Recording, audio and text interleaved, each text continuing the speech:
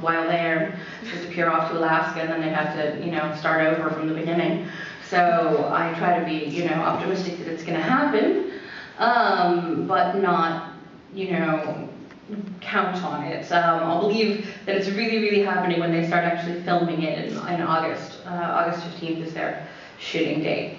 I sold the rights to the books a long time ago. Just a bit after, I think, Sea of Bones had come out, maybe a year or so after that, and they weren't, that well known, and so I didn't really have a big choice about, what I was, about selling the rights. I only had a bit of a choice about who I sold them to, and I sold them to Unique Features, who I liked because they were the people who had produced Lord of the Rings, and it's one of my favorite movie series ever. So I thought, well, they understand fantasy, and they know what they're doing.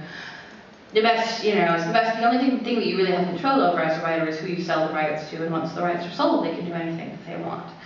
So they've taken the project and spun out a screenplay, and they've got other producers on board, and it's being distributed by Sony, and a lot of different people involved. So I'm cautiously optimistic that it will turn out well. You never know exactly what's going to happen, but I always figure, my grandfather was a movie producer, and he used to say, if you don't risk having a bad movie made out of your book, then you will never have a good movie made out of your book either. So, fingers crossed. In the manga adaptation of The Infernal Devices, were you happy with how the characters looked? I was. They did a number of different character sketches and passed them by me, and waited until I approved one that I liked. So those were the character sketches that I approved, and I do like them. I'm happy they're doing a manga adaptation. I think it's actually really cool because it has a lot of great sort of steampunk elements to it. I think it's going to be really beautiful.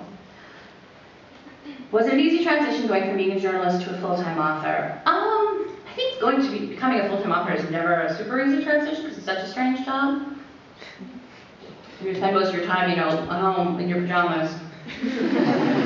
And that's always a peculiar transition from whatever it was that you were doing before, and you have to learn to make your own hours and your own schedule, and you have to learn to make sure that you go out and socialize with people so you don't become a crazy hermit.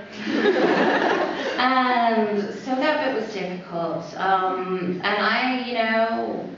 most writers cannot live off their writing. It's very unusual. I've been lucky for the past few years to be able to live off the money I make writing books. And so for years I didn't quit being a journalist. I was a journalist and I was a writer. So at least I was a copy editor, I was a freelancer. I didn't quit until after City of Glass came out. So for a long time I was both. So I sort of transitioned over slowly. And I remember thinking, well, I can always go back, to the journalism if this doesn't work out. What advice would you give to anyone currently trying to get their novel published? The actual publication process, not the writing process. There's sort of business advice and there's writing advice, and they're a bit different. I would just advise you to seek out a really good agent. You need an agent if you're going to get published. It's sort of a bit like if you're going to be an actor, you need an agent because your agent is the person who gets you movie roles. If you're a writer, you need an agent because the agent is the person who's going to find you a publisher. Most people on their own just don't have the resources. I don't know every editor at every publishing house in the world, and I, have been publishing for a while.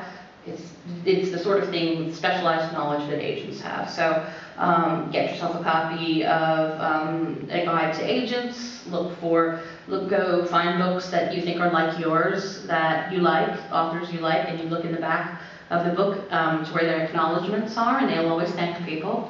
They always thank their agent. So make lists, so write down those agents. You can always write to them and say, you represent, this author, and I love this author, and I think if you like their books, you'll like my books too. Because agents take on what they love. They take on the books that they like.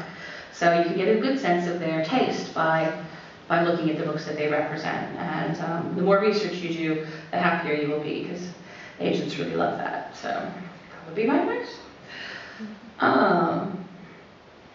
Are Maris and her husband together?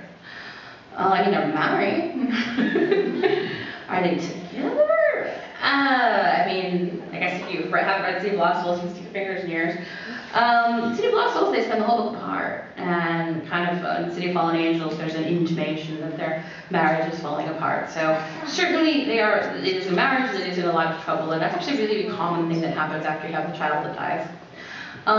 So one of the things I wanted to sort of touch on when I was developing the story after City of Glass was, Max dies in City of Glass, and it's a big thing for the Lightwood family, and it sends huge shockwaves through the whole family, and often marriages don't survive that kind of thing. So I wanted to write about the stress that would put on the marriage of the Lightwood parents. So they're going through a lot of stuff, and whether they're going to pull through it, hard to say.